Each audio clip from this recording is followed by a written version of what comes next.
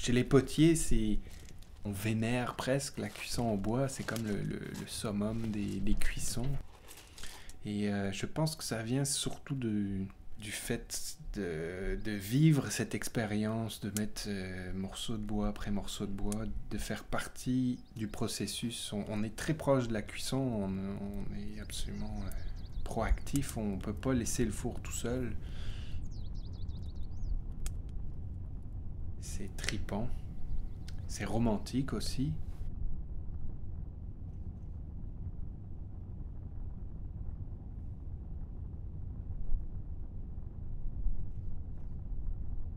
Il y a un buzz de fatigue à un moment donné, ça c'est sûr. Parce que c'est pas possible de rester concentré pendant 13 heures complètement. À un moment donné, il y a la fumée, il y a la chaleur. Je sais que c'est pas tout le monde aussi qui est capable de supporter cette chaleur-là. Parce que devant le feu, quand on ouvre les portes, c'est assez violent. En fait, là, j'ai fini la cuisson, je suis vraiment content, ça s'est très bien passé.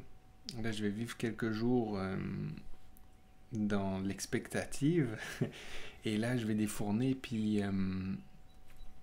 je vais voir le résultat. Et il va y avoir une déception. Et ça arrive toujours comme ça. Il faut que j'essaye de me détacher de ce que je vais défourner. Mais je vais quand même être très fatigué juste après. Parce que ce résultat-là, je vais le voir, puis il va être très différent de ce que j'imagine pendant 3 ou 4 jours.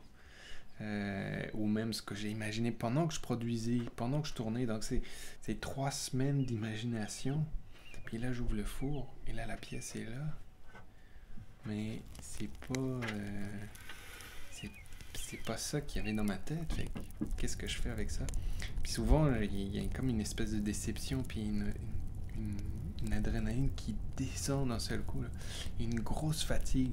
Des fois, un gros découragement. Alors, on met les pièces dans un coin de l'atelier, puis on attend. On attend quelques jours, puis ensuite on les sable, parce qu'il y a encore une étape, il faut sabler les pièces. C'est long, là, sabler un four à bois. Et après, là, ça va mieux, ça revient.